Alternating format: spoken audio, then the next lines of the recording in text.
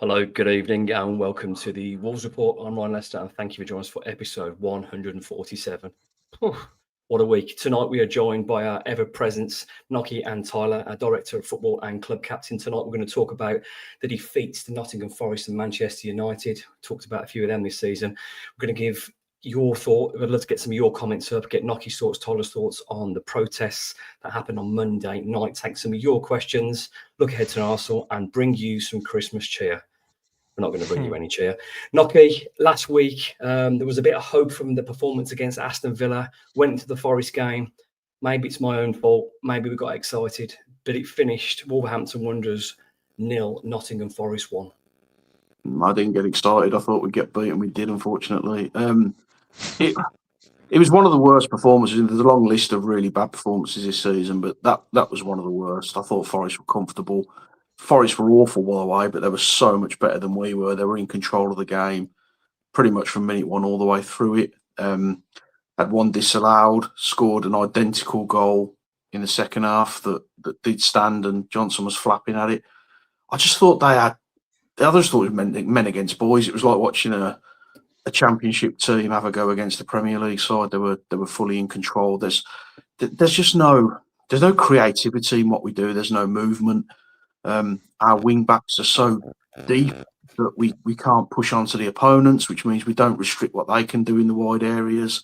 The midfield is so static and clueless how to get the ball forward. And then when you do get into the final third, the centre forward's just not moving. He's stationary. He's not offering. He's not winning aerial battles.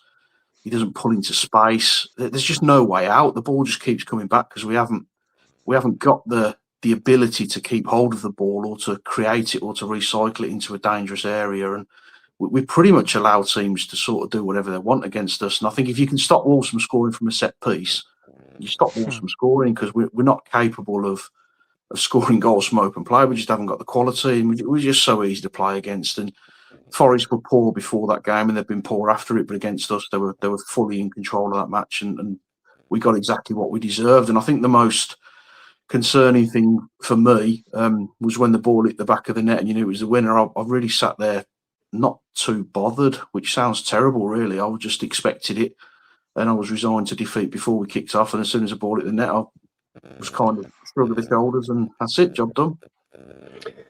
Yeah, it was a tough one, Tyler, and you know how annoyingly optimistic I can be. I thought, well, I've seen a little bit against Villa. You know what? I didn't dislike that first half. We should have been a couple of goals up at Villa Park, but again, if you don't have the quality, you're not going to get the goals. But one thing that really disappointed me, because you can forgive players for not being good enough, but I just don't think they had a go. Like there was a certain amount of tenacity and bravery against Villa where we were getting forward, some little triangles, got Chachwal wide, couple of chances, probably should have scored a couple of goals at Villa. That version of Wolves was nowhere to be seen. There was zero belief, and I find that hard to believe because it wasn't a bad performance at Villa. No, I wonder if there's some. I mean, obviously, there's some pressure and dislike for the players playing at Molineux at the moment, isn't there, with everything that's going on? And I just wonder if it's a bit easier to play away from Molineux at the moment. The Villa one was a bit of a free hit, no pressure, there was no expectation. And yeah, at moments we looked half decent again, didn't we? But even I was the same as you, Ryan. Obviously, I think we spoke to him and I was like, I sort of fancy us against Forest. But the performance was pathetic. Apart from, obviously, was it Monday night? That was the worst performance up to that point of the season for me. And I think worryingly now, Rob Edwards has had 3 home games and we've regressed in all 3 in that short period of time. Palace, we looked sort of fairly organised. You could sort of see what we were trying to do.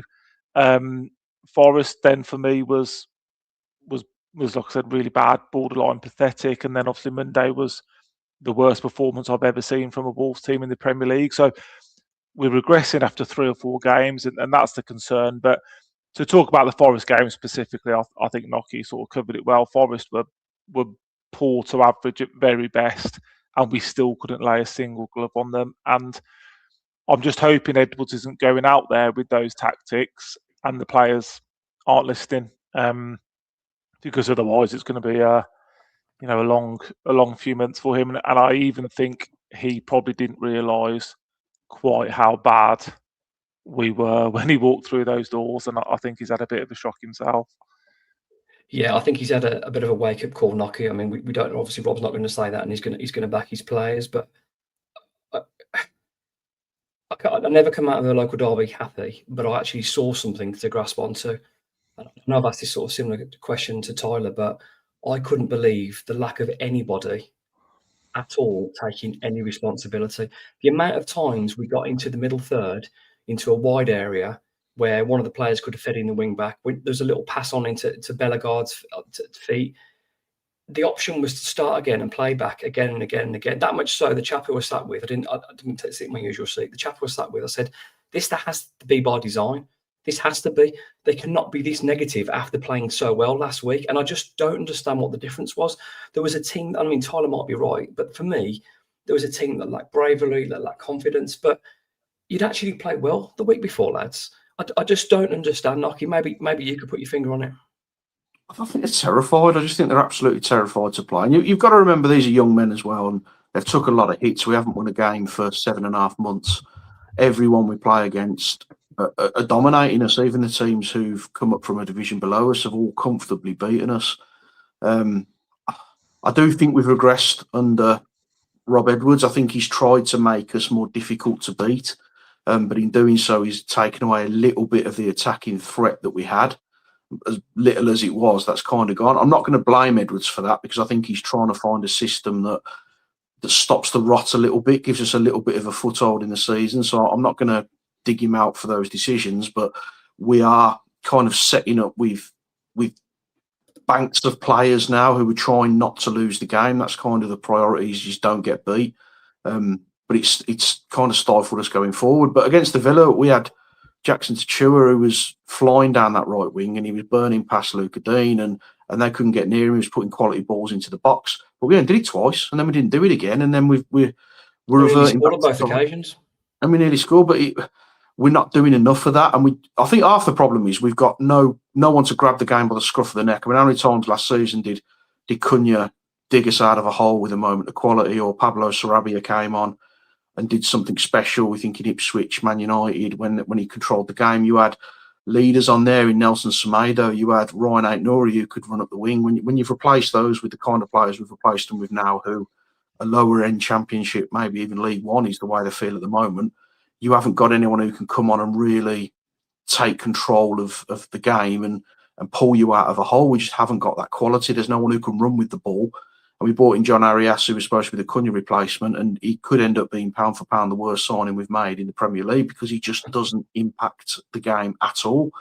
When you've got no legs and you've got no pace at all, you've got no one who can beat a man, and you haven't got anyone who can win a header up front or hold the ball up, and then no one in midfield can get you forward, because they really sort of win the ball and just try and get rid of it. And I think the only kind of shining light has been Jean-Ritter Bellegarde, who I think has been pretty good, but now he's injured as well. So we're just badly lacking in quality, and we knew this was coming. I don't think we thought it'd be as bad as this, but we knew we were going to have a bad season. But there's so many different things you can pick to figure out why we're in this situation. But it doesn't feel like there's any way out from where we are, and it certainly feels like it's going to get a lot worse before it gets any better. Absolutely, yeah, it is a tough time. There's a bit of housery going on here from Dave Bodison, and I'm all for it. When's a new series of the Wolves Report? I've seen this one loads. Well, Dave, what I like about my mates on here is, you know what, there's always the truth. We might not always see the same page, but we always try and say it is in its blunt. Unfortunately, this episode is going to carry on very similar, probably for another 6 or 7 months. Bear with us. We might get a win in the next year. But Dave, I appreciate your tongue-in-cheek housery, or whatever you're trying to do there. Tyler, talking about the goal in the game against Forest, just when you're starting to stick up for Sam Johnson, he goes and does that. For me, like I said, you've played in goal yourself, obviously not a Premier League keeper, but there's two things you do in goal. You either stay in your spot or you commit and you absolutely make it. You get caught in no man's land, most of the time it's going to be a goal. And that's what happened. For me, Forest weren't, you can't really say Forest were pumping us. Yes, they were better, but it's such an avoidable goal, and it's just so disappointing. And like you said, after that goal went in, heads are gone. But yeah, talk us through that goal. Yeah, I think you've surmised it quite well, and I think Nocky mentioned there was a dress rehearsal for it in the first half as well, wasn't there? Where the warning signs are there from a a ball into the box. I still, for the life of me, can't figure out when you're playing a back three of 6'2" to 6'5" centre halves that it's so easy to score goals from wide positions. It just should not be happening. And you throw Johnston into the mix. I mean, he's fell off a cliff. I think when he came back into the team, he had my backing as being the better option at that time, but he's with the rest of them now. His confidence is shot to pieces. He can't kick. He doesn't want to catch anything. He'll always make a couple of good instinct saves, but yeah, he's responsible for that goal, along with Wang for me again, who comes on and for the second game, home game running, is the opposition's best player. I thought he made absolutely no effort in trying to stop that cross from coming in, far too easy. And yeah, like you've both said, as soon as it hit the back of the net, we could have all just got in the car and gone home. Yeah, I mean, I'm not going to go through the team on this one. Just want to show the graphic because I'd put it up. So I thought I'd use it for the end of this. I don't think hardly anybody, maybe Jean Rickner, did okay. I can't think many people came away with any credit. But we just gifted them. It was like they were almost resigned. It was such a step back from a little tiny green shoot of recovery, but that shoot of recovery has now gone brown and fell off because that was just a complete flash in the pan in a local derby. And for me, the Forest game was unacceptable. And that shoot of recovery that you're talking about was not getting pumped, wasn't it? I mean, It was a 1-0 defeat, yeah. Let's not pretend we ripped Villa apart. We had a couple of chances, but they were the better side, and we've lost. But we had, you two in particular, had a flicker of hope because we didn't get hammered, and that's kind of where we are now. That's the level the expectation has gone to. Because we didn't get thumped and we only conceded one goal, it almost feels like a win. So I get what you're saying, that you thought you could go into this with a little bit of confidence. But we're just so poor. And even poor sides in a cup will go and have a go somewhere. It doesn't mean you've got improvements in your side because you cannot. My nan used to have a saying, you can't polish a turd, but you can roll it in glitter, which is pretty much what we're trying to do with this squad of players. And we're so void of any kind of quality in the side at the minute that we can be rugged and we can be dogged like we were at the Villa, but we're still just sitting there waiting to get beat. I mean, none of us sat there watching Villa thinking, we're going to win this or we're going to get a point out of this. We knew they were going to score. It was just a matter of when and how. And that's what it's like every game. He had that feel of the heartbreak was coming. And it was even worse because, like, regardless of how you look at the game, Wolves should have been going in 1 or 2 goals ahead. No questions about it. Wolves were the better side first half. Villa were better second half. And it's just like, well, you know what's going to happen now. And it did happen. And typically it happened when the holding midfielders down and it leaves a space for their holding midfield. But anyway, that's enough about Villa, and that is probably enough about Forest. Shortly after we went on to play Manchester United, there's a really good comment on here. Actually, I just want to bring it first. I was going to put you on the screen by yourself, Tyler, but I couldn't do it to you. Anyway, I'll bring it up anyway. Tyler looks like he's about to do a report on Wolves to Jeff Stilling. There's been a goal at Molineux, but who for? Chris Tyler. I think we know who the goal's for, don't we? John, so thank you for your comment and being part of this latest show. As always, we do our show live. Please keep the comments coming in. They're a good part of the show. Adds a little bit of fun and much needed humour at the moment in these dark times. Watching Wolverhampton Wanderers. John C, thank you for being part of the show. Tyler, Monday night, Manchester United came to Molineux. We'll spend a little bit more time on this, but it was an absolute pumping, and let's face it, it could have been a lot more. I don't know. I've not seen anything like that before. Genuinely, I mean, where do you start? You need a whole season's of podcast just to go through that game. It was you can't even use the word performance. There was no level of performance from anybody. Again, Bellegarde's the only one that can probably come out with the slightest bit of credit, but to turn it to a game like that, and obviously, we'll talk about the protests and the Molineux atmosphere shortly, but these players are professional footballers, and Rob Edwards is a professional football manager, and the minimum expectation, like we've talked about before, is effort and, putting everything into the performance. And from minute one, it was just disgusting. And Man United won't have an easier game all season. Heaven, the young kid at centre half, I watched him 2 weeks ago at Solihull Moors against for Man U under 21s. He played centre half that day. he had a tougher game against Solihull Moors than he had against Jürgen Strand-Larsen. I don't know. Nocky will probably come on to him shortly, but let's not do Nocky do that for goodness just sake. There's just nothing. You've just got all of them. Kretschko, I've been a fan of. He was a disgrace tracking back. The goal, arguably the worst goal I've ever seen us concede, but there was the Matt Doherty own goal against Ipswich last season that probably gives it a run for its money. Like I said, you just can't get your head around it. I can't remember a team having 27 shots at this level. And Rob Edwards likened it to schoolboys. That's an insult to my lad who plays football for his school team, because I've seen school teams play a lot better than that, and I've seen school teams try. And if that's the best that Edwards can dish up, like we said, it's going to get a lot worse before it gets any better. Nocky, the one thing, I mean, this is talked about, I think I've mentioned to you guys on the group chat as well. Over the last 3 or 4 years with the various managers, Man United have really struggled to beat low block teams who have tucked in and tried to pick them off because they can't defend, and teams have picked them off.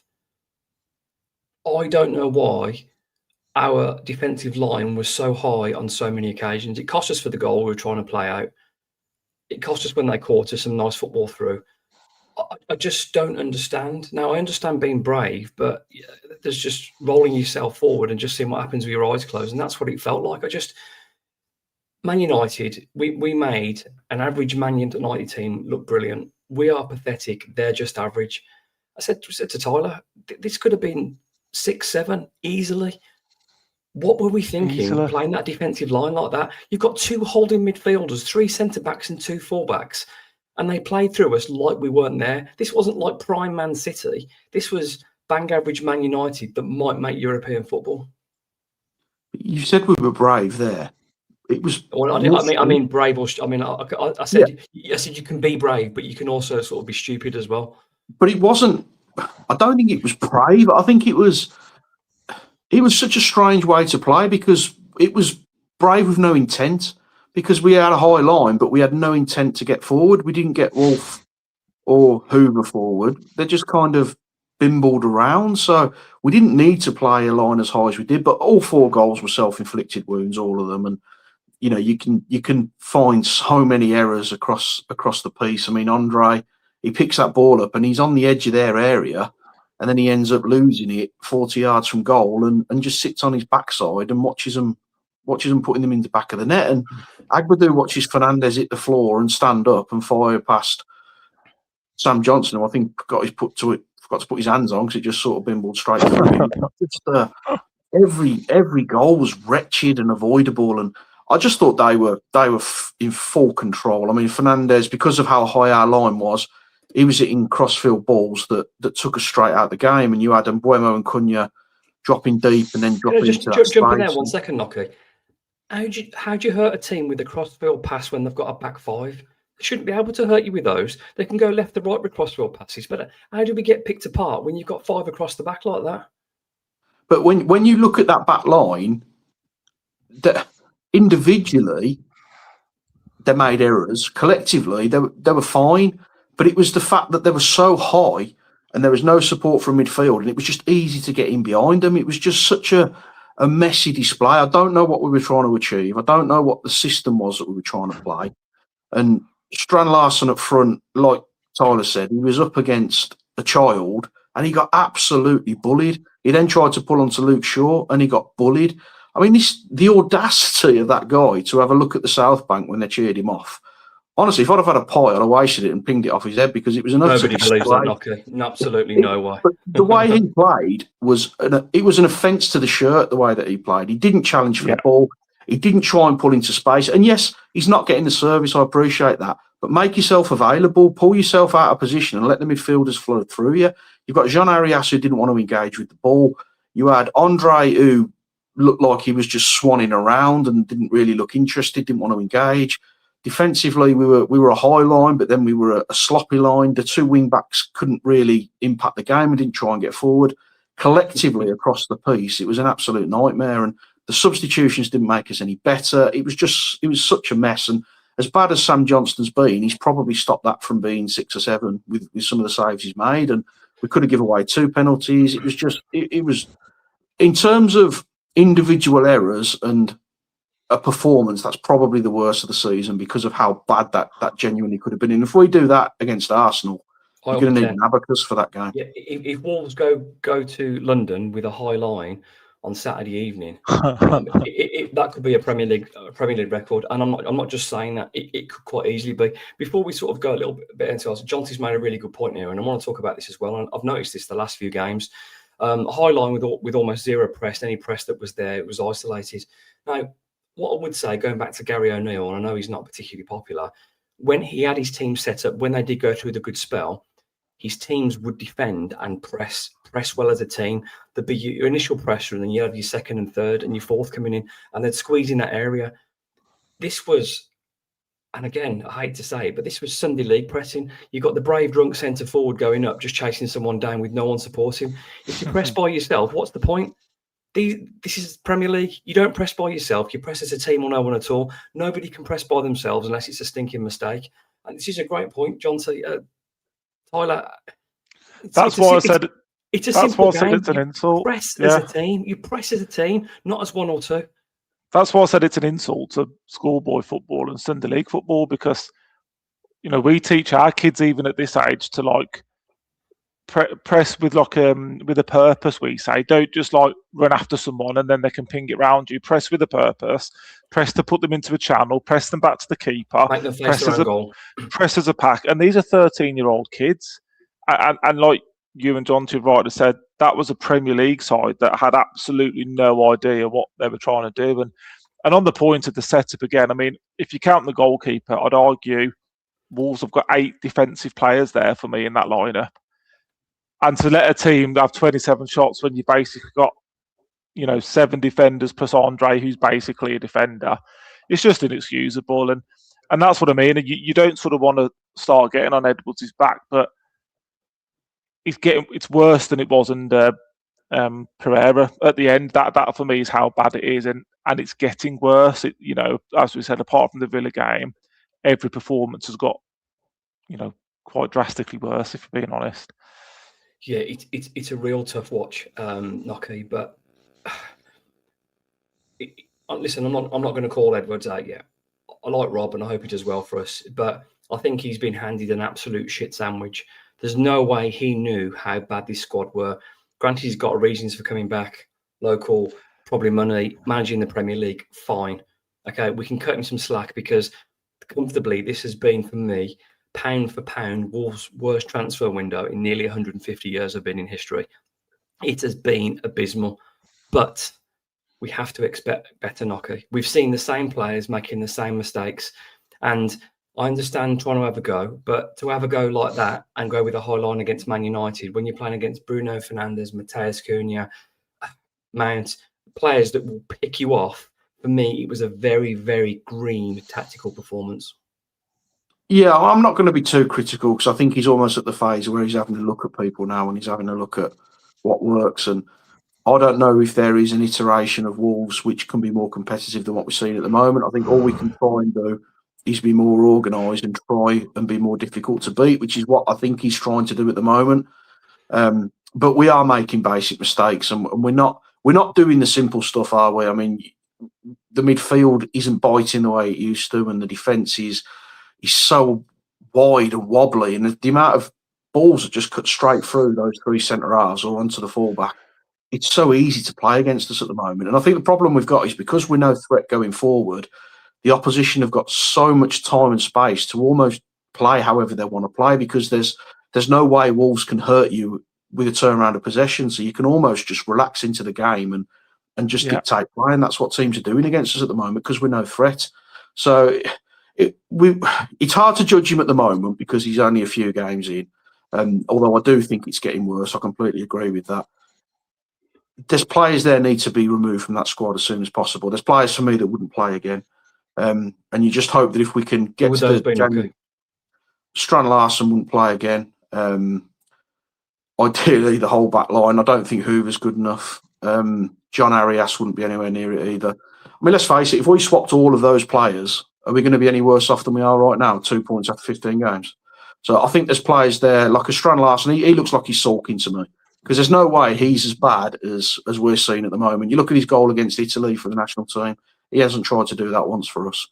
And Arias came in with a big sort of a big name. He was dominant in the Club World Cup, and now he looks like he's never played football before. There's rumblings that he wants to go. If players are going to be unhappy because we're getting beat, but I expect to see a bare minimum, which is 100% effort, a work rate, chasing players down. If you can't go and win games, do the basics well.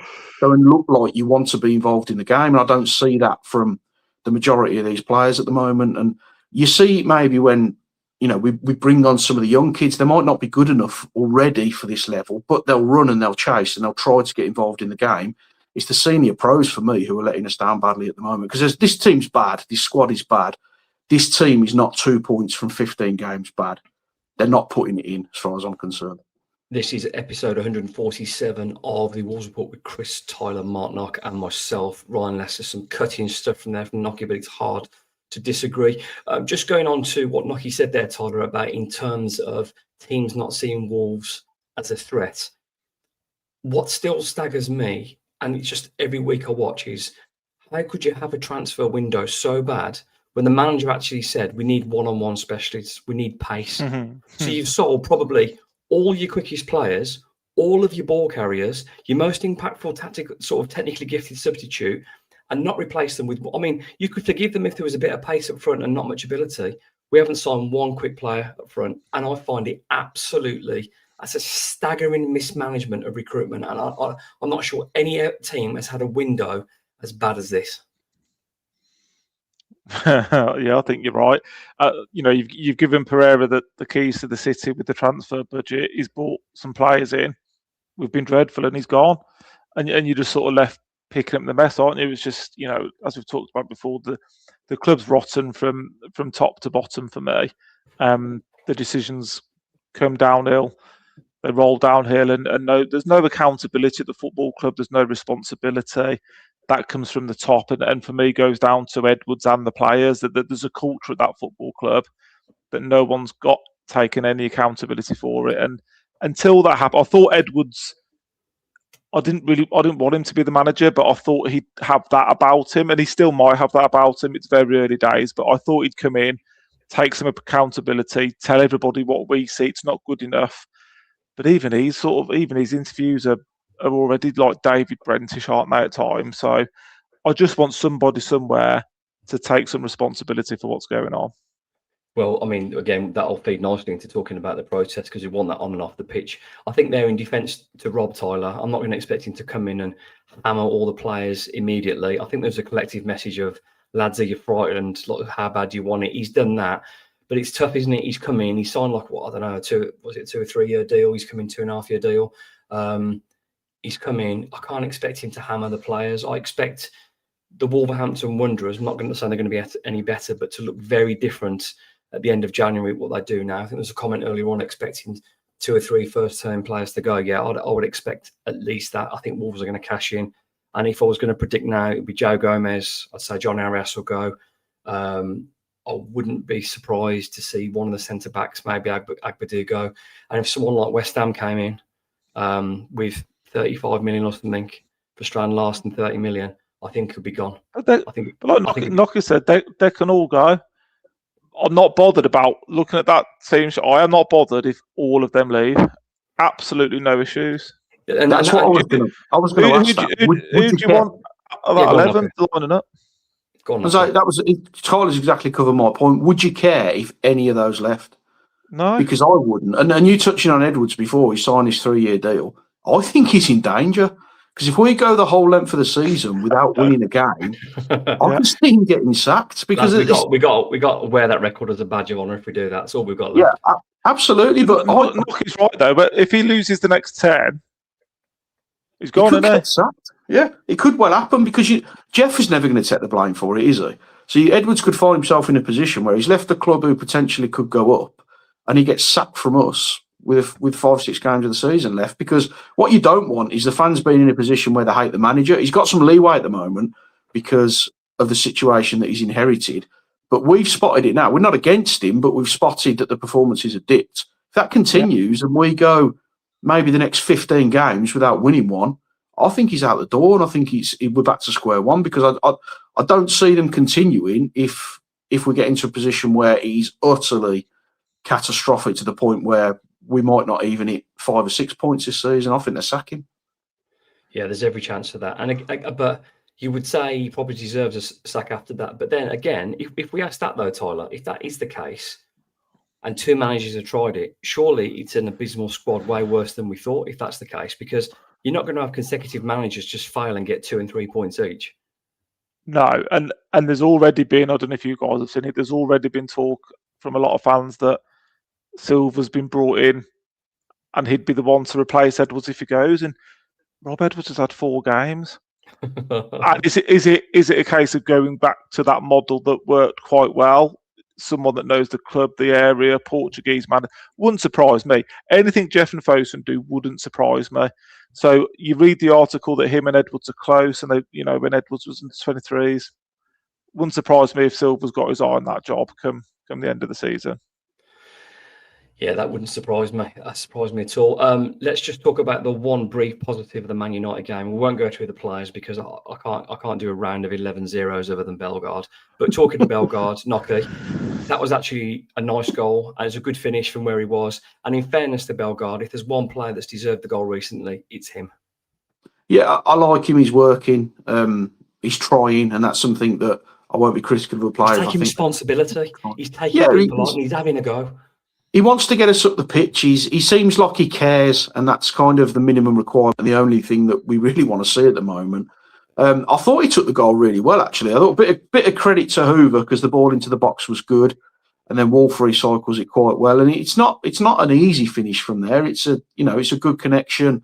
He's put it away from the goalkeeper, and it's a nice moment. I mean, what was that? Was it 7 games since we scored? So it's nice for the ball to hit the back of the net. Even if we kind of knew it was a stay of execution more than a route back into the game, but he deserved that, I think, for the effort and the work rate he's put in. But just typical of our season, he ends up getting injured in the same game, so it's disappointing. But yeah, I think he deserved that, and I think he's one that is avoiding some of the criticism at the moment because he does seem to be putting it in. Yeah. Again, I know he's sort of had mixed opinions on here, but I think when he does play centrally and a little bit deeper, like he did against Aston Villa, home, when he played in the 2, like he played at Villa Park the previous week. I think his best position is somewhere in the middle, whether it's in 2 or 3. I think that's where you get the best out of him. Is he a player we could keep in the Championship? I think he'd be a phenomenal Championship player, but I think someone comes and gets him for 10-15 million. Thanks very much. This is episode 147 of the Wolves Report with Chris, Tyler, Mark Knock and myself, Ryan Lester. We're not going to do player ratings for Man United. I cannot face it. On Monday evening, ahead of Monday evening, there were some plans put forward by, should we call it the alliance, of some people have called it, of various fan groups, including this very podcast itself, to do a pre-game protest of staying away for 15 minutes. Again, it was a massive ask. It had a lot of success, and what I determine success is in terms of the media coverage, the national newspapers, the local newspapers, the radio, Sky Sports, BBC, ITV, streams around the world, everyone talking about it. Why are fans upset? They're not happy how the football club's been run. They're not happy with Jeff Shee. They're not happy with Fosun. For me, that was a success, and that was the message that was got over. So I think for me personally, that's the beginning. Things need to continue, but this isn't just about my opinion. Nocky, I would love to get your take on the 15-minute stay away. Yeah, I think it made an impact. People are talking about it, and that was the whole point. The protest outside as well. It was sensible. It was careful. Nobody got hurt. It was a controlled sort of all as one approach, even if they did close the curtains so they couldn't see what was going on outside. And I thought inside the ground, it was, the people who chose to do it did it, and those who didn't came into the ground and were ready for kickoff. And I don't think either version of that should be criticised. You pay your money, you've got the right to go whichever direction you want. I think there was probably around about the right amount of people who I thought would do it, which is probably about maybe 10,000 did it. The rest all came in the ground, but it was enough to get a little bit of media attention. People saw it. People maybe asked the question who wouldn't see Wolves. We're not a huge club, are we? So maybe people don't really know what's going on, but it's been covered well enough that that message is out there now. There were some banners in the ground as well, and it was controlled relatively well. So will it make an impact? I don't know. But what it has done is put a little bit of reputational damage into Fosun, which is something that an investment company would like to avoid. So it'll be interesting where it goes from here. Apparently, Jeff's been trying to stop this from happening, throwing a few bongs around. That's a nice new sofa you got there, Ryan.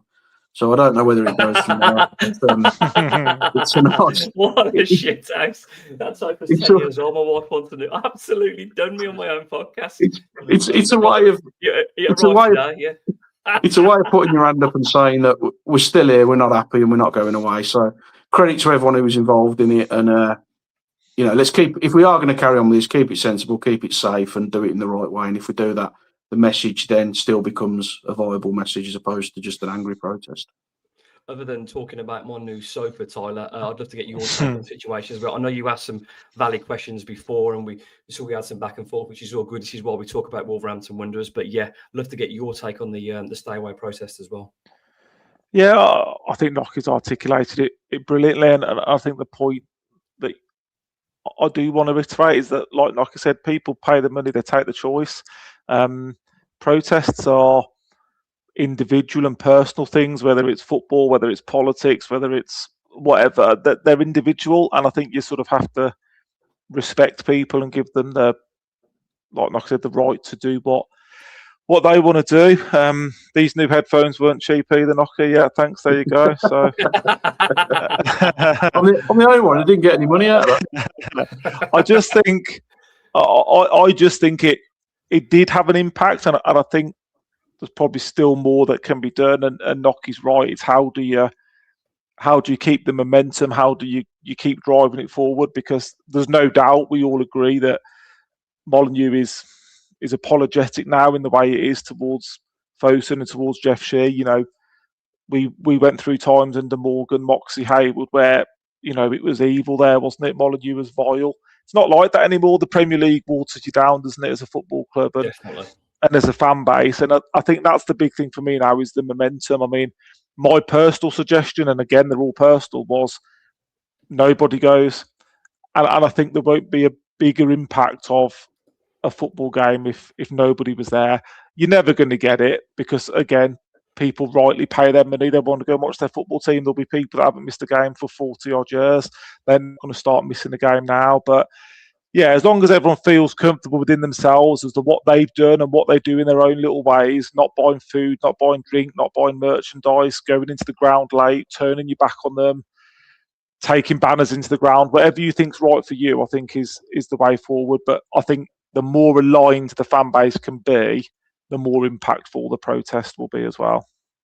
Yeah, it's a really good point. And just something I want to touch on as well. I know you mentioned it before off air, Tyler. Now, again, you've made this is a personal choice. People have paid their season tickets. They're paying their direct debit. They might have gone for that night. We're not telling anybody what to do. We've set something up. We've followed somebody and given people an opportunity to join us in what we're doing. If people want to go in, again, if people want to protest, I don't think anyone should be abused either way. If you want to stay in, you want to go out, whatever, it's a personal choice. Doesn't mean we don't want the best for the club, but you might want to go in, you might have to sit down, it might be your choice. That's fine. I'm not going to call anyone out for that. If you want to join us when we're doing it, I'd really appreciate it. If you don't want to, that's your choice as well. And for me, that has to be really clear, Nocky, that no one, because we don't want to split the fan base. And you know what? Some people probably will try and do that. I couldn't possibly mention any names who would possibly do that to stop these things from happening. But this is a personal choice. If you don't want to do it, you know what? That's fine. If you want to do it, thanks for joining us. That's great. Yeah, I completely agree. And that's what a process is supposed to be. It's not, you're not demanding people mandatory, do something. Yeah, it's not mandatory. You're offering people an opportunity to join in. If they choose not to do that, absolutely fine. And Tyler's absolutely right. The biggest protest anyone could do is if that ground is completely empty for a football match. But it's not going to happen. I mean, from my perspective, I get to go with my dad and my son. And those are really, really precious moments to me, to be there with my lad and my dad. Because I was there when I was my son's age with my father, and it was an incredible experience, and I want to bring those memories in. So to not go to the games, even if my team gets worse, which it probably will, and ends up dropping back through the leagues, I'm still going to be there because it's still my football team. So asking people to stay away is a bit of a challenge. I think the difficult thing now is where do we go from here? Because what you don't want to do is really affect the team. And I know that they're poor as it is, but you don't want to be throwing things on the pitch. You don't want to be causing major disruptions in the game, because you want to keep it Fosun orientated, because you've got the moral high ground while you're doing that. So it has to be impactful to the owners, but not impactful to Rob and the boys, because that's just completely counterproductive. So it'll be interesting to see where we go from here. But I certainly don't judge anyone who did join in or didn't join in. It's absolutely free choice. The important thing was, as far as I'm aware, it went off without anyone getting hurt, without any violence. It finished when it should finish, and people were respectful to walk away. Inside the ground, there was a few chants, and then it calmed down, and people tried to back the team, but it's very, very difficult to back the team in that kind of situation. But the fact is, people still turned up because it's still our football club. So hopefully we can continue with the message in the right way. Absolutely. Well said, both of you. Really, really good stuff. I just think as well, I want to sort of emphasise the message was for me, there's no bigger night in Premier League football than when there's just one game on. Monday Night Football, the world is watching. To do it against one of the biggest teams in the world, to have those scenes there, and then the commentators are talking about it. I know our podcast was mentioned on there as well. It's not about us, it's about everybody. It's absolutely fantastic. So Paul Somerset, Wolf mentions as well, done well to organise in 2 days. Yeah. Kieran from the Old Goal Pack stepped forward. We all stood alongside him. And for me, I don't think it could have gone any better with 2 days' notice. People really bought behind it. I know, as Nocky mentioned earlier on, there was other things that happened as well. There was some songs and some noise and some smoke flares, and I think there was a really sizable gathering out the front of the ground as well. So yeah, I'm just generally pleased it went well from my point of view. I think it was a relative success. I think there's one more thing here that I wanted to add a bit of clarity to. Joe says the TV screens were turned off in the North Bank up, and it looks like the other stands too. Now, the official line, I don't know if it's the official line, I think Liam Kuhn wrote about it in the Express and Star, was that Wolves were concerned about too many people sort of gathering in those areas. I would answer back to that, well, what about before the game? What about half time? It happens then. But I think there was a health and safety sort of concern for there. If that's right, then fair enough. But that's what the answer, whether you believe it or not, that's up to you. There was, I believe, in the Paycare Lounge, unfortunately, where some accessibility fans sit, they lost the use of the TVs as well. However, I am led to believe that got rectified pretty quickly. Shouldn't have probably happened in the first place, but it was rectified. There we go. Tyler, I know we talked about as well, what's the clear message? For me now, there's a real clear message. I think we are past the point of no return. It seems like Fosun won't be selling, if you believe everything that's said. But Fosun, for me, can make a small amends if they admit their error in a way in terms of letting the club get to this by making one critical change. Yeah, and again, I sort of got a bit of backlash online for it, and I did send a bit of a sarcastic, tongue-in-cheek message that people will know me. That's sort of the way I can be, with a bit of sarcasm. But the point I was trying to get to is I spoke to quite a few people, and it was mixed messages around what do you want to achieve from this? Do you want Jeff Shee out of the football club? Do you want Fosun to sell the football club and we get reinvestment elsewhere? Do you want a change on the playing pitch? Do you want people brought back in a similar role to Dalrymple and Thelwell and football experts? So I think for me, it's about being clear what you want. I know your thoughts, Ryan, and I fully agree with you. I can't stand Jeff Shee as much as you can't.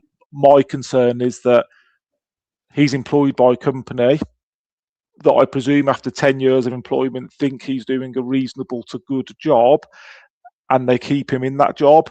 My concern is if Jeff Shee goes, who comes in? Who's to say it's not somebody even more incompetent? I doubt that's possible, but I think you get the message we're trying to get to.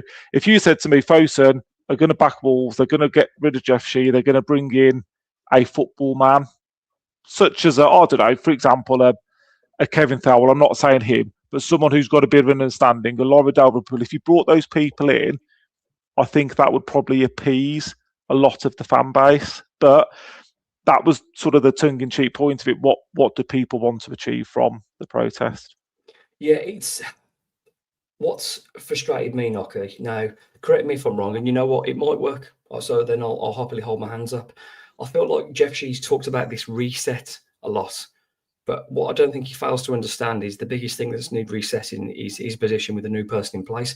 Tyler makes a really valid point. There's no point Fosun carrying on with the same method of working and replacing them with somebody else. Fosun have to adjust the way of working. They have to be smarter. For me, they have to have a more football structure at the top of the football club. Now, there has been a restructure on the football side. I know that. But we've currently got somebody that admitted they knew nothing about football when they took over a football club 10 years ago. And it appears to me, I've no further evidence to suggest that he knows anything about football 10 years on. So, yes, for me, Nocky, I would be appeased if Fosun said, we're going to move Jeff Shee and we're going to readdress how the football club is run. So they'd be sort of holding their hands up without actually saying it by replacing Jeff Shee and changing the way. This isn't about pumping millions in. This isn't about relentless amounts of money going in. This is about being smart and being transparent and making good decisions. And I don't think they've been smart. I don't think they've been transparent. And I don't think they've made good decisions. I think there's an easy win for Fosun here. There is, but it's got to go hand in hand with the full change, hasn't it? Because Chris is right. If you replace Jeff Shee, you're going to probably replace him with another man who is just following orders from above, aren't you? The only way you're going to do it is if your reset includes completely rejigging how you want to operate the football club, especially in the transfer window. You've got to ditch the self-sufficient model, and you've got to be willing to put a bit of money in, because there's no standing still in the Premier League. You either move forward or you're going backwards. So you can't just sack Jeff Shee, bring in another figurehead, and think that's going to fix it, unless there's a full reset of how we're going to operate and you do things totally differently.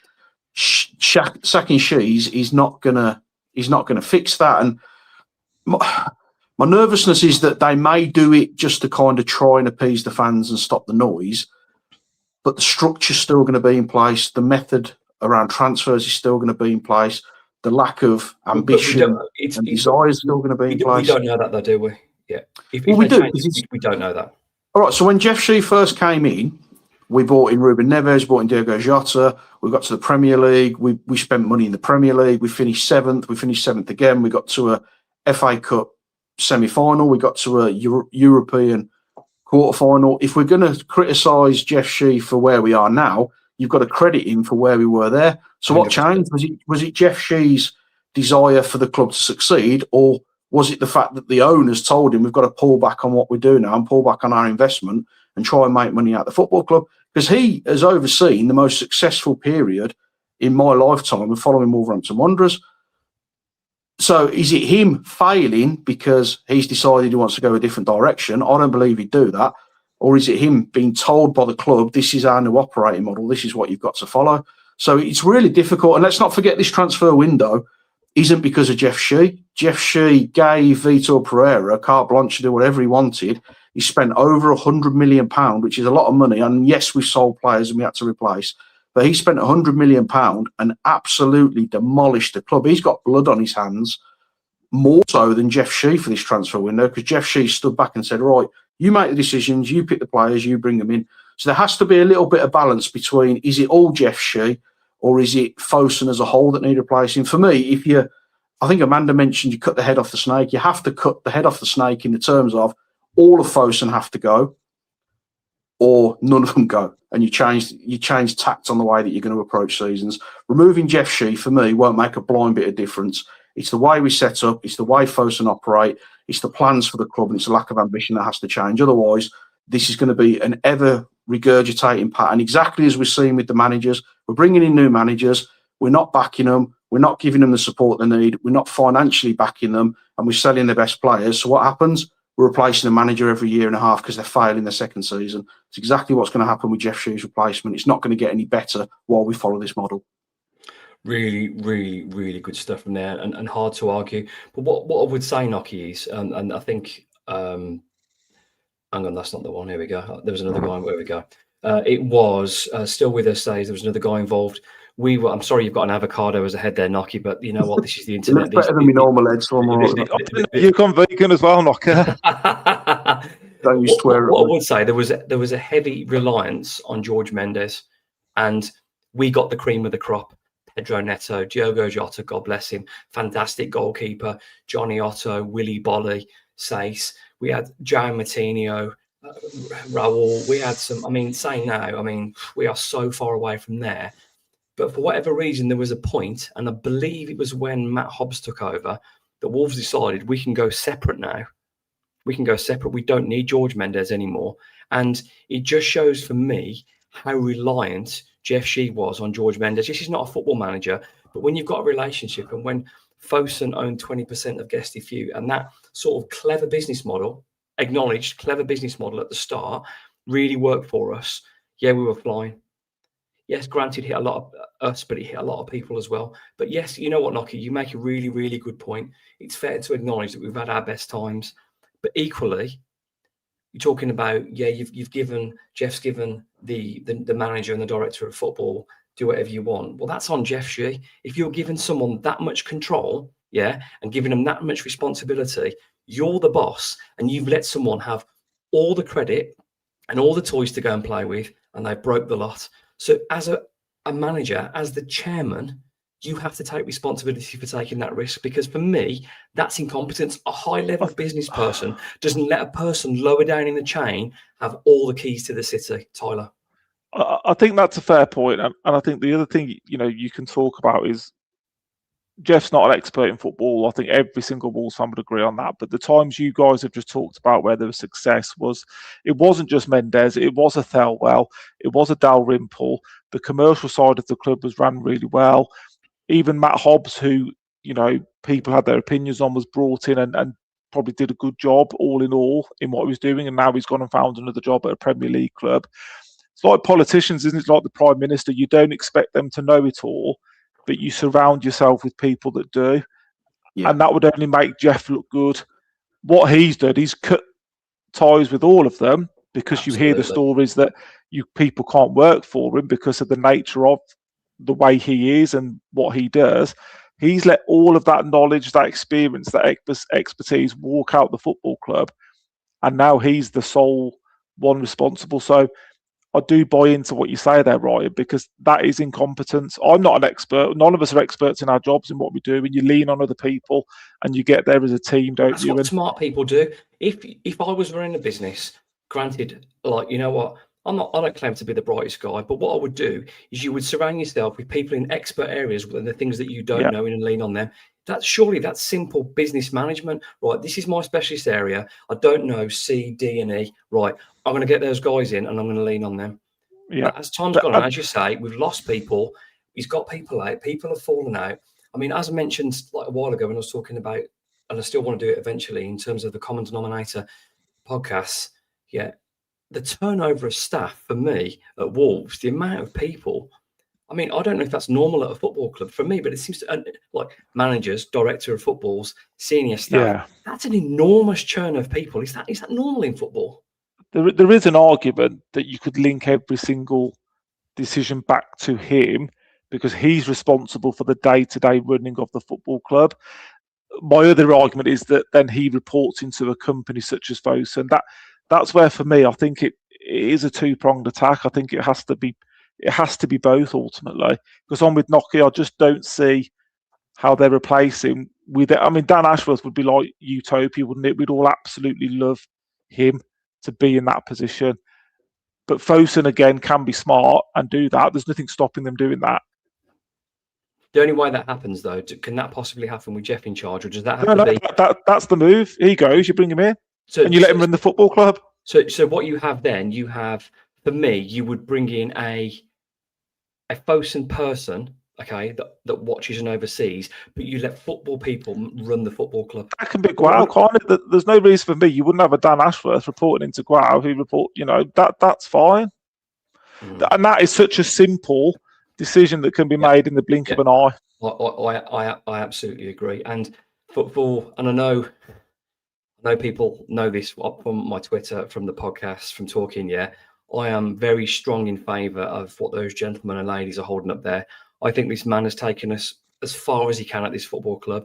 I'm incredibly grateful for what Tyler said. I appreciate the FA Cup run, the European football, the journey that we've been on. But that brings us into now. Greg says we are going to be a worse position in their 10th anniversary when they started. The stadium is worse. The training facilities, I'm not sure they're as good as they used to be. I know there's a talk about in terms of the minutes that came out. I'm not sure they're as good.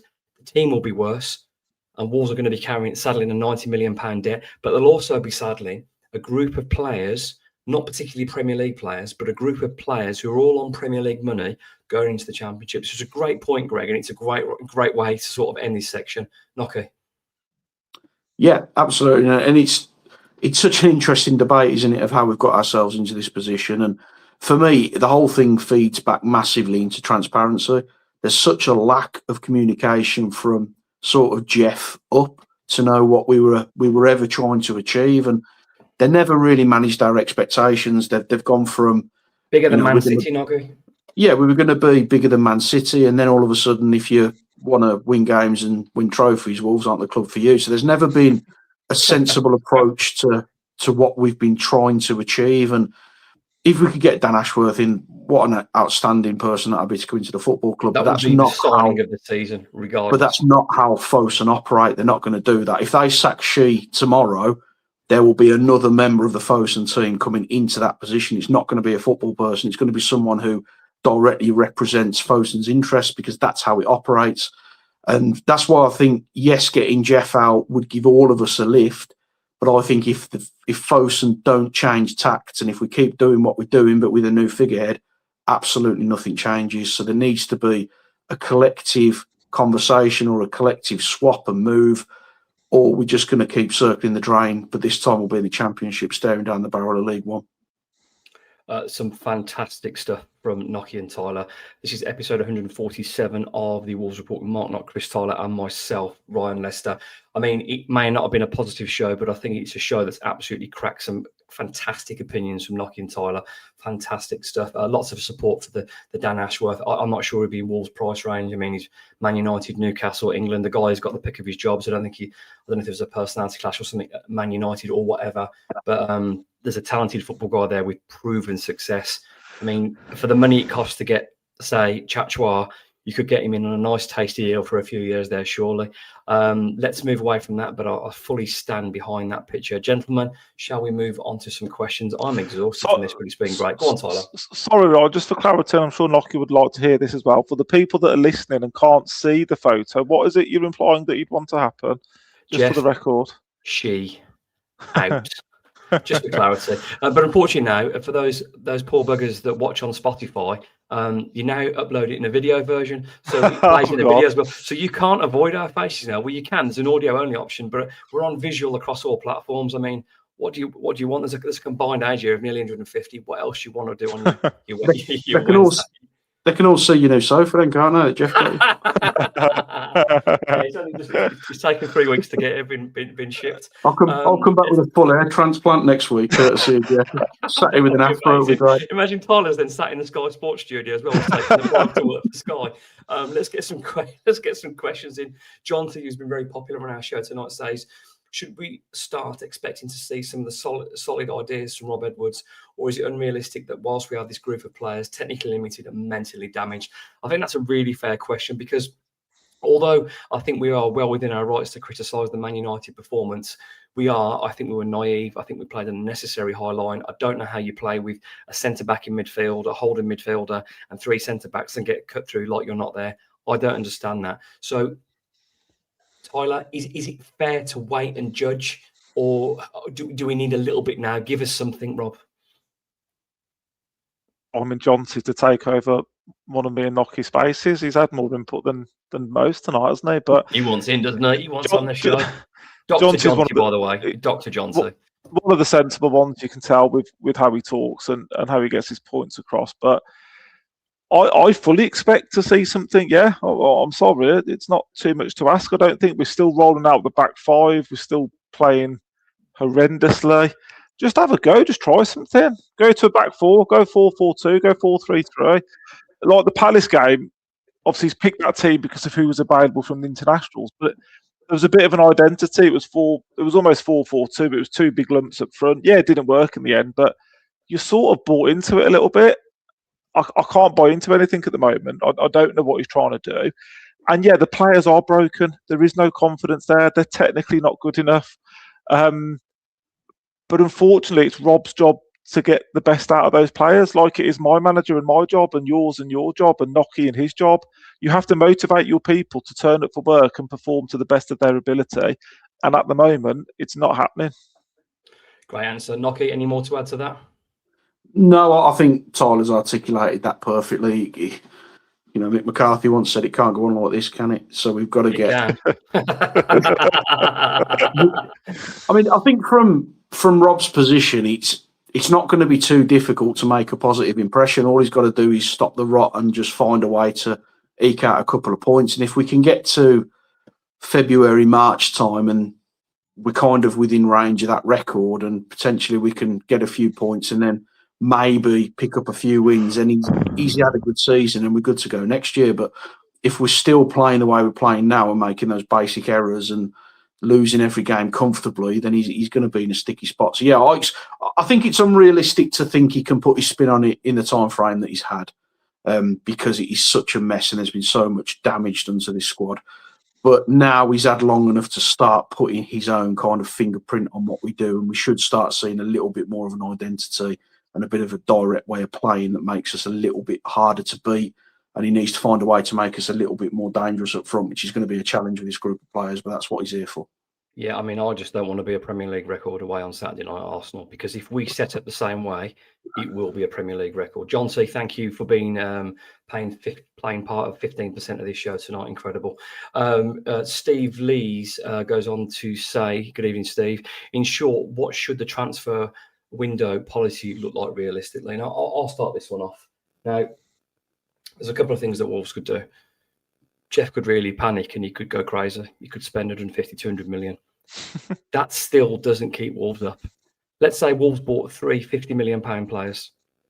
Let's say we've replaced the whole forward line. You would have to go on a Champions League team's run of form to stand any chance. I just don't see it. Those players have got to settle in. You could get a striker, two inverted 10s, go for it. It might pay off. But that 150 million gamble then means you're in the Championship with a 240 million pound debt. All right. Then you're in Sheffield Wednesday territory. I think that'll be foolish. Do you know what, though, guys? If Wolves won 3 games between now and January, it's not going to happen. It might be a different conversation. Well, we've got a chance here now. We could do this. For me, at this point in time, now it sounds like the white flag's been surrendered, but the historical future of our football club is way more than a quick fix now. I don't think it can happen. So what I'm saying is, I don't think we should spend anything. I think, for me, as Nocky said, there's a couple of players that we're not particularly happy with. You don't want to be here. You know what? There's nothing we can do now. Let's cash in. And I think we agree on some of those players. Let's try and recoup some of that money. Let's try and recoup some of the damage from that £90 million loan and go into the Championship with a reasonable amount of money to have a proper crack at it. Tyler. Go on, Nocky. So on, mate. Go. I think you've mentioned there about waving the white flag. I don't think it's about waving the white flag. I think it's about being realistic at this point, that we could probably win the next 6 games on the spin and still be in the bottom 3. So we're not in a position to challenge. And I also think there's bigger implications as well. When we went down last time, we still had what we called the bomb squad, which was a group of players who didn't want to be there, didn't do anything other than pick their money up. And we ended up taking that horrible attitude and lack of effort into the Championship, which resulted in us ending up in League One.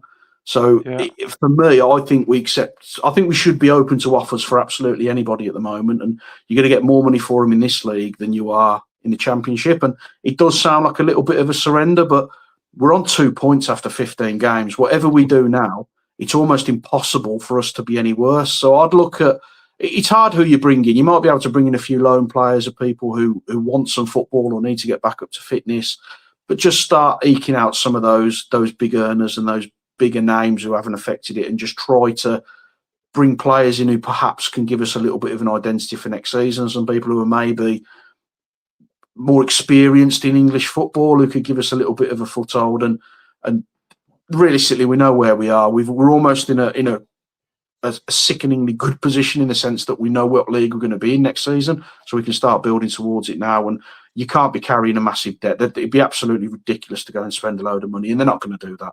So if you can offload a few, get some money in the bank, and then get ready to go again next season, then I've got no issue with that at this stage. Just following up on that, Tyler, you're paying your direct debit, let's say, for your 2 season tickets. The new shirt comes out, this comes out, that's come out. So the club are going to cash in for next season because of their mistakes. It's hard, from a business point of view, it makes perfect sense. But one, do I trust that money then to go into next season and spent well? Probably not with Jeff in charge. And then you're like, well, we know we're relegated. So what kind of message is that sending to the fans? Well, yeah, it's a conversation for the day, isn't it? Around next season's prices, season tickets, football shirts. That we could do a whole podcast on that, couldn't we? Realistically, but I think Nocky's hit winter. We might as well do. Nocky's hit the nail on the head. That the club realistically knows where it's going to be. So again, like we talked about, if we trusted the ownership and the board and the chairman, you'd like to think you were planning for that already. There's no way there will be because they're clueless. But there's no excuses. There's no excuses. And on with Nocky, everybody's for sale. Anybody can go at the right price. I don't think you're going to be able to bring anybody in really, because who would want to come? A couple of journeymen that might be out of contract at there might be a couple the of end of the Premier League season players. to get them. There might be a couple of Premier League players. That's the market you're fishing in. Who don't get on the bench, that are on 60, 70, 80 grand a week, that want a loan move. It works for us, it works for them. But for me at this point, that would be more of a gesture. Not men. Not men. What's the point? Exactly what's the point? Your Craig Dawson's type of player that when he came in, that wasn't getting the game, that will come. Yeah. I feel like that kind of loan. I don't see the point in making any permanent signings. I think there'll be 2 or 3 loans. I think there'll be 2 or 3 big departures. That's how I see it. That's not knowledge. That's just my guess. Again, who would buy these players? Realistically, they're all down tools. Who's going to buy them? And January is a funny one, isn't it? If you're pushing for something, you'll tend to strengthen your squad. Like Nocky made a good point about West Ham. They're going to be in a relegation battle. They might have a bit of money. They might throw something at Strad Larson to think he's going to keep us up. Those teams that are in the mid-table, you can sort of see how the Premier League's going to finish now. Who's going to buy João Gomez in January or Andre in January? Unless they go abroad, that'd be my concern. In the summer, I think he would be right in the summer. I think João Gomez is nailed for Man United in January. I really do. I don't agree with you. I hope you're right, because there's no point in being here. They don't have that kind of player in midfield. And let's face it, João Gomez... What a terrible one. João Gomez, with Cunha, with Aït-Nouri, with Semedo, with Sarabia, that team, sometimes, João Gomez, for us, we were like, this guy's a serious footballer. We all said it, around serious footballers, but now he's around serious lumps and some serious sulkers. So I think João Gomez, I think for 40 million, I think he'll go. I personally think he'll go in the summer. I don't know about January. But yeah, either way, they just need to be gone by whenever, because as you said, you could put the whole squad list and maybe Bellegarde aside, you're not bothered. And look where we've come from, because 2 years ago, the 3 of us couldn't figure out what Bellegarde was or is. No, and now he's head and shoulders our best player. That tells you how big the downturn has been. Yeah, absolutely massive. I think just to your point, Roy, just final thing on this. You mentioned about what kind of message does it send. I think it'd give the fans a little bit of a lift if we were to clear out a Strand Larson, an Andre, maybe even an Agbadou, and brought in some players that we think might have a little bit of a go and fight for the shirt. Because I can only speak for myself, but I've never felt less connection with a group of players as I do with these players. I don't like any of them. There's not a single player I look at and think I'll be absolutely devastated if you leave. Previously, we've had João Moutinho, we've had Ruben Neves, you've had Raul Jimenez. You feared the day they left, and it's not just because we were successful. You go back to the days of Steve Bull, Andy Much, Keith Downing, all those kind of players. You were heartbroken at the thought of them leaving. I've got no connection with this group of players. I don't like them. I don't enjoy seeing them represent my football team. So if they were to go out and I saw someone come in who ran and fought and grafted and put some blood and thunder back into the shirt, even if they're limited, I'm going to back that player because he's fighting for my football club. All I see at the moment is a bunch of prima donnas who are turning up purely to pick their money up and go home. So I don't care who goes. I don't care who goes. I don't care who's left at the end of this window. But that's just my opinion. I've got no link with these players at all. Steve Lees, thank you for creating some fantastic debate. More brilliant answers from Nocky and Tyler. Really, really good. I didn't need to be here tonight. I could just sit here posting these questions and watch you two smash it out the window. Maybe I'll do that next week.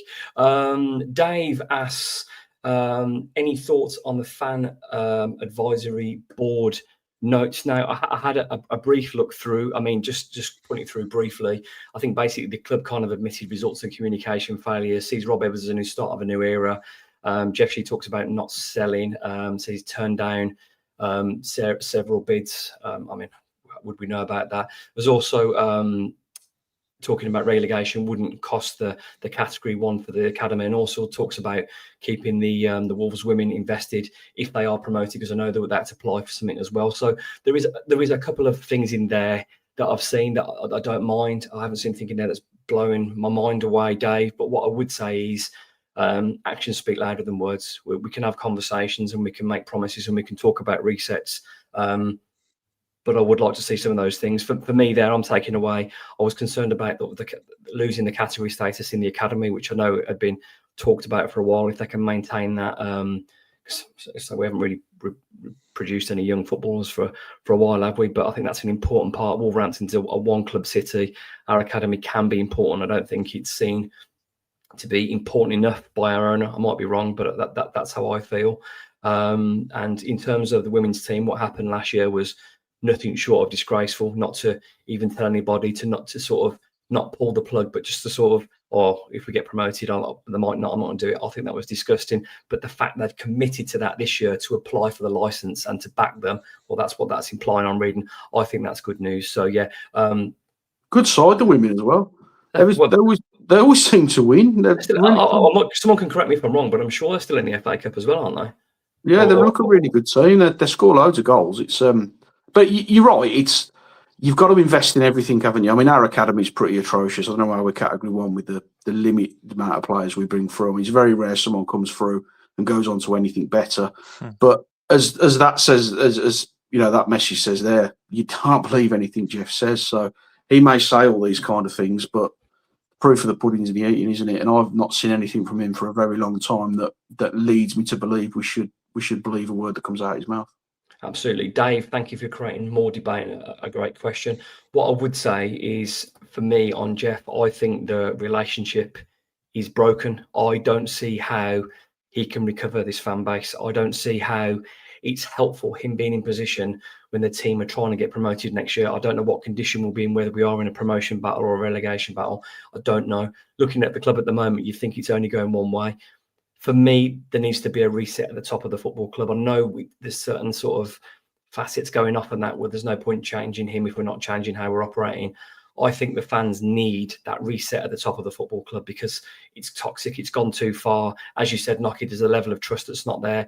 I'm not sure I believe everything he says. He's not giving me any reason to believe anything he'll say. Chris just mentioned Wolves women haven't lost the game all season. Let's get one more thing in. They're on, it's worth noting as well, Ryan, they're on Channel 4 on Saturday, I think, as well. I think a couple of people have posted it. So. Oh, lovely. Let's have a little look. Let's get that there then. You might be able to watch Wolves twice on Saturday, and you might see a goal or a win in one of them. But there we go. Playing Forest on Saturday on TNT. Channel 4 as well. Is that the FA Cup game, I believe? Is that right, yeah?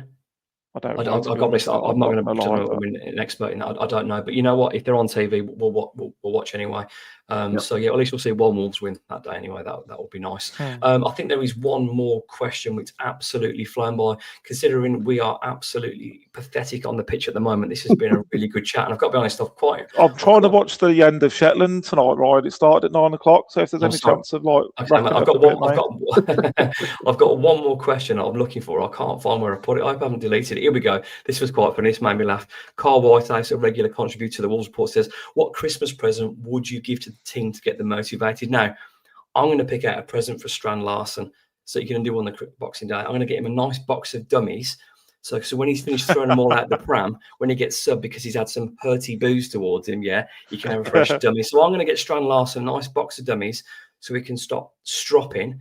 And when you don't need your dummies anymore, you can be a big boy on the pitch and start producing the goods for your huge new contract. Merry Christmas, Strand. Now, anyone else?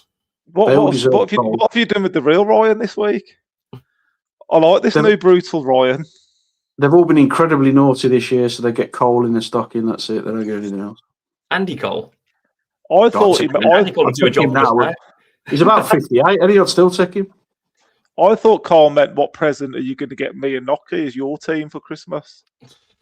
I'll have his old sofa. He's got a new one now, isn't he? So I'll have the hand-me-down. Do you know what? There'll be a meme of that on Summit tomorrow. Let's bring it on. Who's good with that? Maybe we could get I don't know. Maybe get Huang like a compass that points towards the goal, and he has to sort of run towards the goal. We get him for that. I don't know. Maybe we could get Sam Johnson some gloves with some sticky on to catch the ball. I don't know. Get him some wooden boards so we can brick the goal up for us and try and a brutal episode of the Wolves Report. Carl, you started trouble, and I've probably got myself in trouble, but there we are. This is episode 147 of the Wolves Report with Chris Tyler, Martinock, and myself, Ryan Lister. Saturday evening in London. The main game on Saturday, Wolverhampton Wanderers travel to face Arsenal. You know, Arsenal favourites to win the Premier League, pumping everybody. Let's play a high line against them and see what happens. Let's absolutely not. 5-5-0, no centre forward, tuck in, spoil it, ruin it, take your 2-0 loss, get home. Your take on the team that should start away at Arsenal on Saturday night, Tyler? I don't know what's happened to me tonight, by the way. I don't know what's happened. Sounds brutal, Ron. I don't care, to be honest. More interested in my sofa. I couldn't give a monkeys about that starting lineup on Saturday. What's the point? The only thing I would like to see is a bit of a change in formation. Maybe a Mane starts just to give you some sort of lift before the game. But I mean, Bellegarde's likely injured. You'd expect João Gomez to come back in somewhere, whether it's in that position to just try and be horrible like you say. But my only hope is that Arsenal have got a lot going on, a lot of fixtures. They get to 2-0 and they just sort of call it a day. That's my only hope for Saturday, because I think Wolves are 20-1. Again, I don't remember seeing a team in the Premier League 2-horse race of a game at 20-1. So to anyone that's not used to betting, if you put £1 on that, you lose £1. So yeah, there's just no hope. Is there? There's nothing. It sounds brutal. I'm not bothered. I don't care who plays in goal. I don't care who plays at the back. I don't care who plays up front. I'd probably like to see Tolu given a run out, just for that reason, to give him a run out. But apart from that, not first. What I would say though, Nocky, is, and Tyler's right, it's a tough time to be a Wolves fan, and you're not really asked who starts. But what I don't want to be is humiliated again. And in the second half against Man United, I felt embarrassed. I felt it was boys v men. I thought we were tactically naive. I didn't think there was enough heart. I didn't think there was enough people being kicked up in the air. As Roy Keane said, just make me feel better about myself. Do something. I don't want to be humiliated. I don't want to be on the end. It looks likely we could be the Derby record, all right? But equally, I don't want to be the Premier League record defeat as well in the same season. I'm not going to have that. My pride will not stand that. So, do you know what? If we have to go there and pretend we're Grimsby, no offence to Grimsby, they beat Man United, didn't they? No, we can't do that. But no offence to anyone else. Solihull Moors, love Solihull Moors. No offence to Solihull Moors. I want to see them tuck in 5-5-0 and absolutely spoil it. That's my plan. That's all I've got.